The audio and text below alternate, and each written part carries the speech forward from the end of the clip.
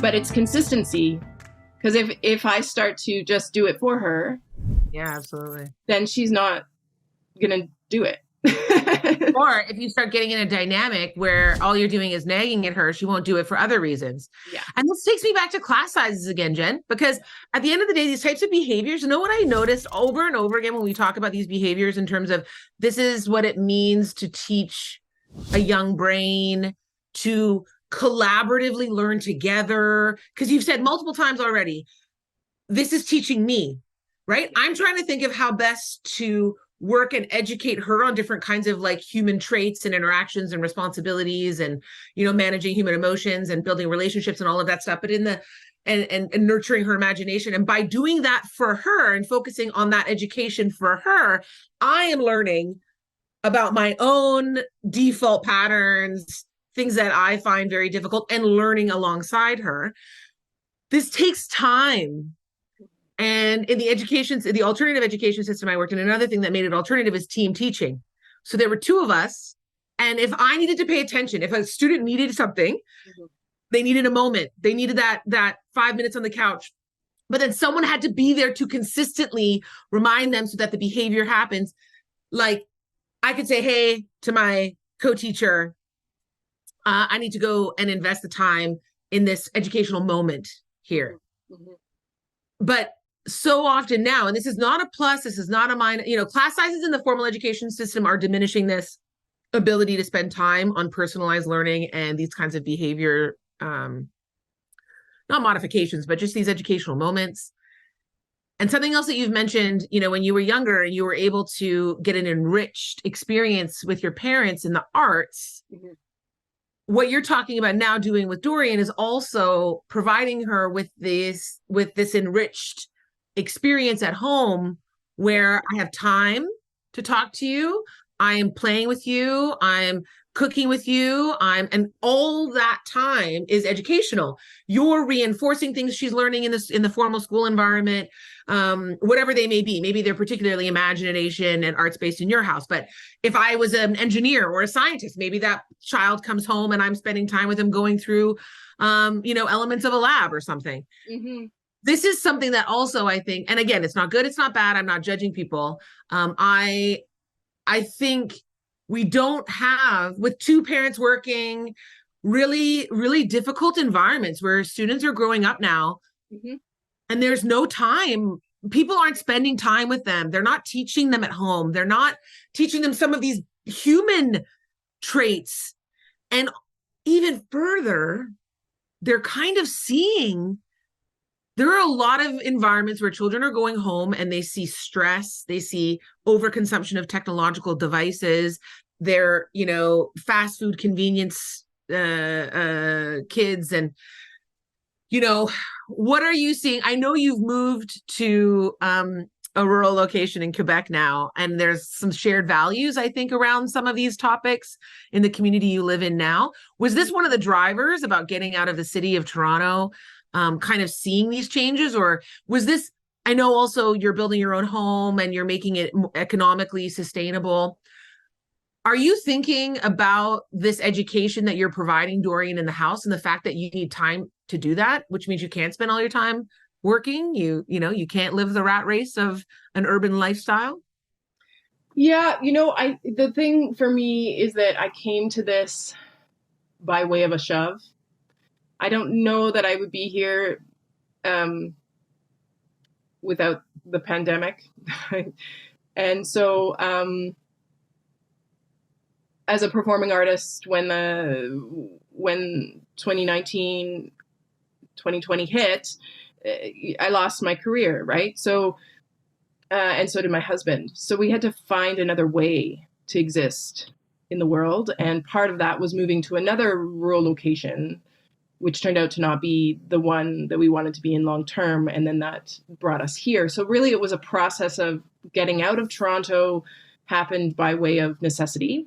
And then being in a rural location allowed us to take some time to assess what it is that's important to us, I think, beyond our artistic careers, because we both had fantastic careers. But now we had a child. She was only 8 months old, and sort of gave us this time to sort of realize what it is that is important to us as parents now, which changes what was important to us before we were parents.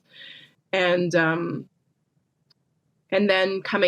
seeking an environment where we can thrive, where all aspects of ourselves can thrive. And so we realized that the small town we were in before didn't have access to the education we wanted for our daughter, but also to the community that we were interested in for ourselves, including the arts and including people that were interested in alternative ways of living and alternative schooling. And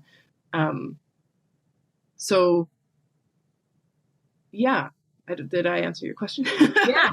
And now that it's funny because it's kind of like, it feels very natural. Like you followed the flow of the way life is taking you. Like it was necessity. You moved to one rural location and then you felt it out. Did this feel, you're having those, engaging with those conversations. I feel like this again is going to resonate with a lot of people.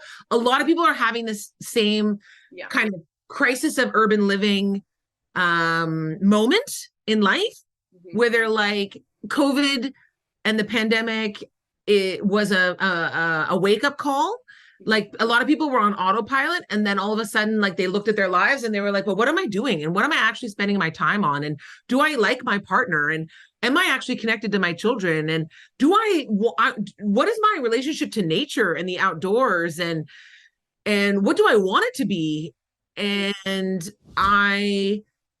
you found naturally moving with the flow of those types of conversations and feelings and decisions yourself in a place where now you are afforded more time and energy to do these things that are fulfilling, that do feel right to you in the terms of like how to raise, how you want your daughter to be raised. She's, got the time, you've got the time to spend some, with her meaningfully that you want. And you've also got her in a system of education that feels more, would it be fair to say, useful, meaningful? What would you say? Yeah, it's more meaningful for us, and I think we're also raising an only child, and it's really important to me that she be with other children, because I tossed around the ideas of homeschooling, and especially at her age now at 4, I thought, let's just keep her home for a while longer.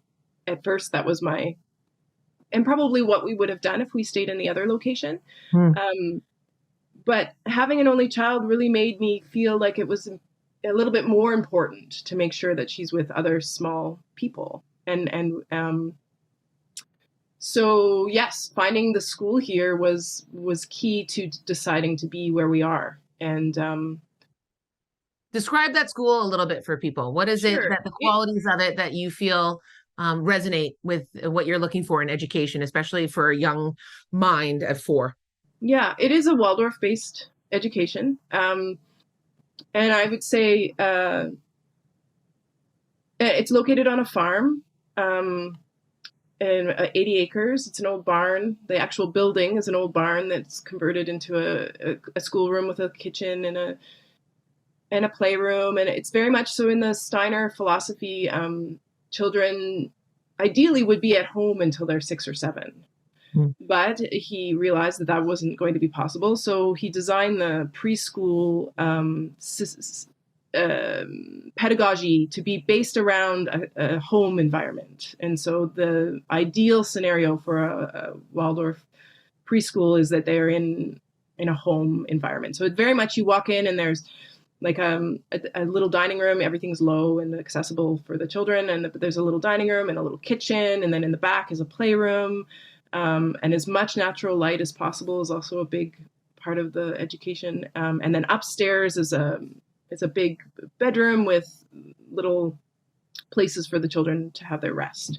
So it really feels like a home. And there's a washroom it all feels like a home. You walk in and you think, oh, I could live here. I mean, I often think that it would be a beautiful place to live.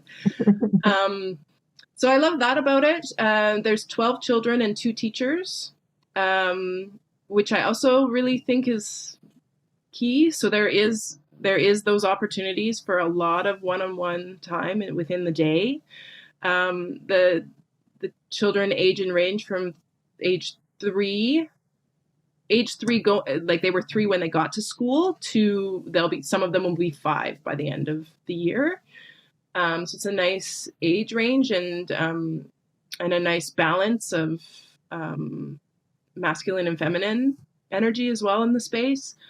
And then the things that they do in the education is very much works around a rhythm. So they have activities that they do on Monday and on Tuesday and Wednesday and Thursday, and they stay the same for the whole year. On Mondays they paint, on Tuesdays they do things with their hands, on Wednesdays they go outside, and on Thursdays they bake bread.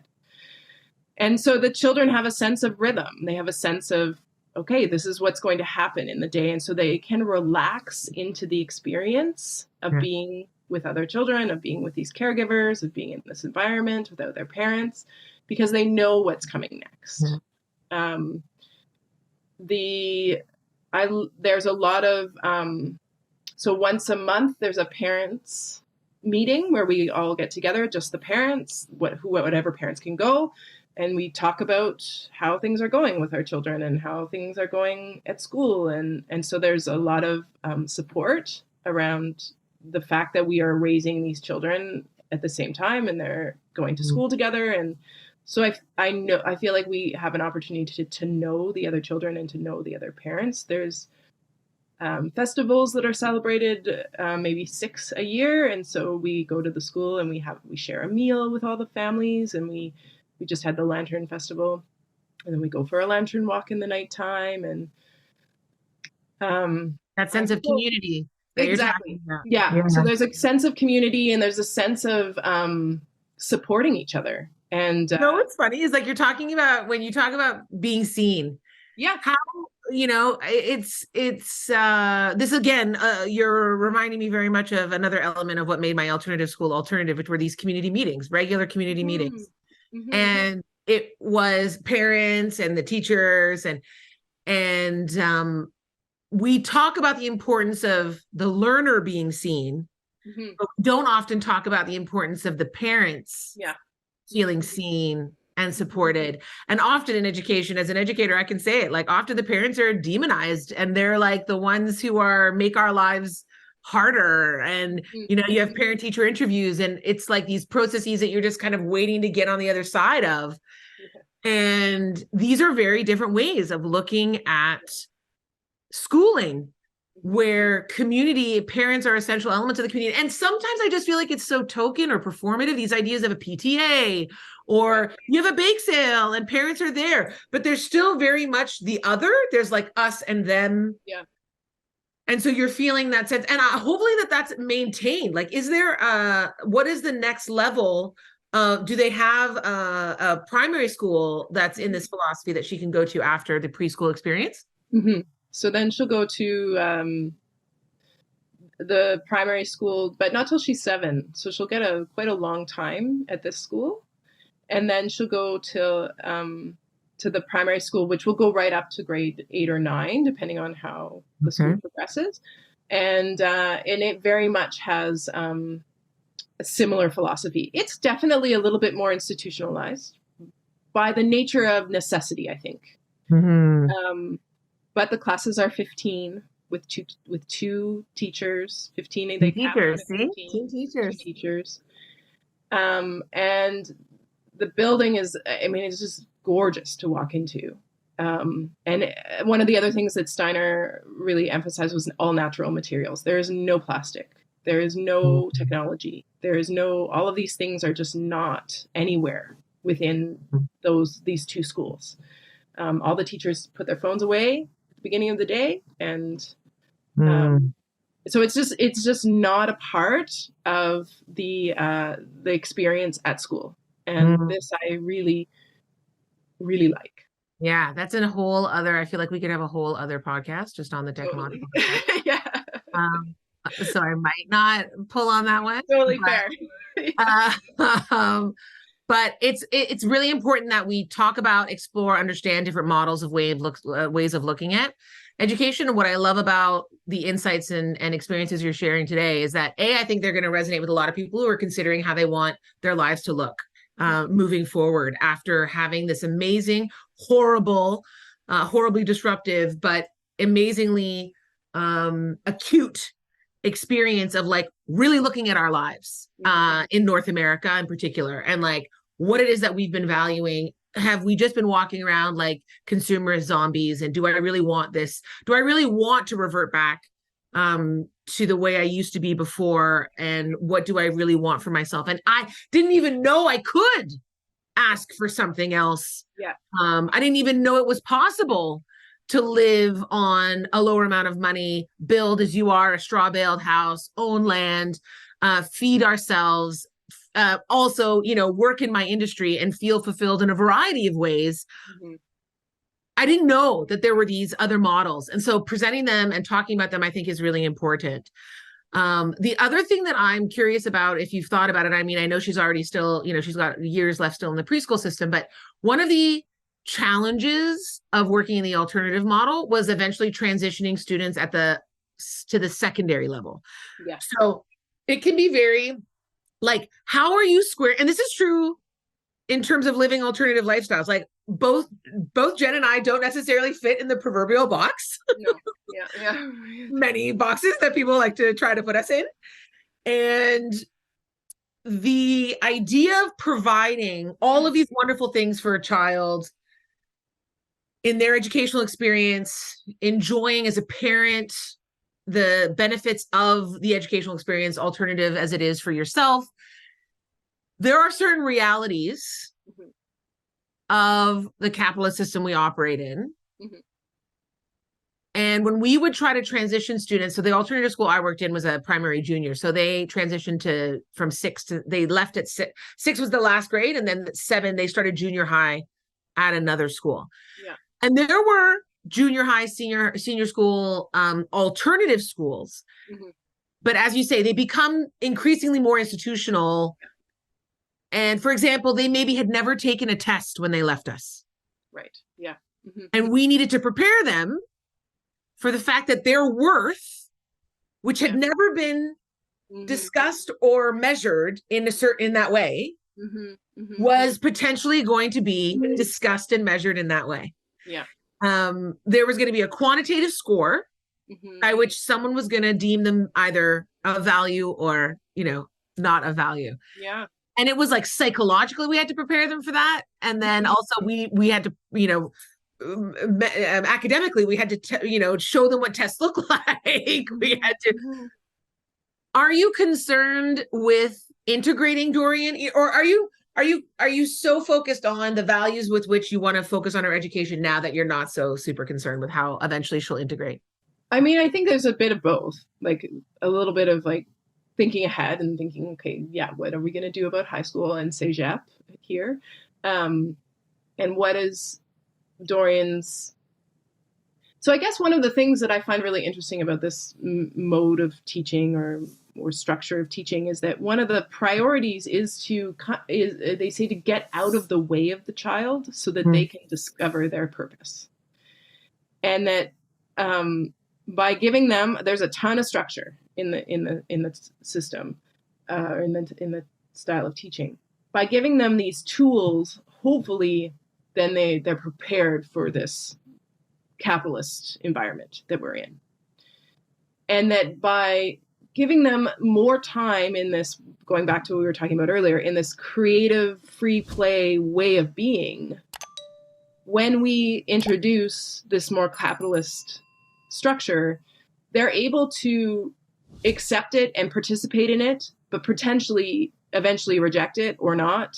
Join it and continue with it, or maybe now they're like, okay, I have to do this to get to the next step, but because I have this foundation in this alternative way of being, I can always go back to that. And so it's sort of like, I think it's much harder to unlearn the structure that, or not, I shouldn't use the term structure. I think it's much harder to unlearn the oppressive system. Yeah. The oppressive system than it is to learn it later. Yeah. And so that's my hope, is that if she can be in this more open environment until she's 14 or so, is what would be the age now, that when she does go on to a high school, which again, another reason we moved to this area is because of the choices of high school. Right. There's really interesting options for her. And so I do think that by giving her the structure, or by giving her the foundation we've given her, then moving into that will be easier. And because I think, like you were saying, grade 6 is when it had to happen in the alternative school. I think because he actually gets another 4 to 5 years beyond grade 6. And I still in this modality. I think we kind of get over a bit of a hump there, and into an age where there's a little bit more ability to understand. Yes, okay, I have to do this, but my value is actually not based in that. Yeah. I've learned that my value is actually based in all of these other things. And it's informed. We're circling back. It's the informed decision making, right? Yeah. That. Just like in the school system that we similarly experienced in the 80s and 90s, well, opposite to it, we want to provide opportunities for there to be free and imaginative creative play when they're younger within structured, responsible decision-making kind of methods. We want to support the creativity that already exists so that by the time she gets to older ages, and there are potentially more oppressive systems that she will encounter, she has a strong sense of self, a strong imagination, an ability to make informed decisions, because she has had to be responsible and take ownership for the decisions that she's made. And so all of this is the foundation of these alternative models that we've been talking about. And they will hopefully set her up to be making those kinds of informed decisions in adulthood. Before we and I know that you are also having experienced this and thought about this and reflected on this for your daughter and experiencing the school. I know you have also been contemplating participating as a teacher in this space. And I just wanted to ask you, like, because I have like a set of rapid questions I ask people, sometimes when I have time. But one of them is, what is a teacher? And being someone like yourself who has taught, I want to know your answer to this question. Like, what do you think it means? Like, what is a teacher? Like, what does it mean to be a teacher? Because it's very interesting, because you have been a teacher in so many different ways in your arts background. Like I said, through choreography and collaborating with others, and even explicitly teaching, workshops in the clown method, which I always found fascinating, to being a parent, to now talking to me and being like, yeah, Michelle, there are these, there's a space or a place for me to pursue actually a formal teaching thing. And I'm like, what does it mean to you? Because I feel like you are one, you have been one, but there's this kind of next phase of what that might look like or sound like to you. So what does it mean when I say, when you say, oh, I might be, I'm interested in becoming a teacher or being a teacher? What does that mean to you?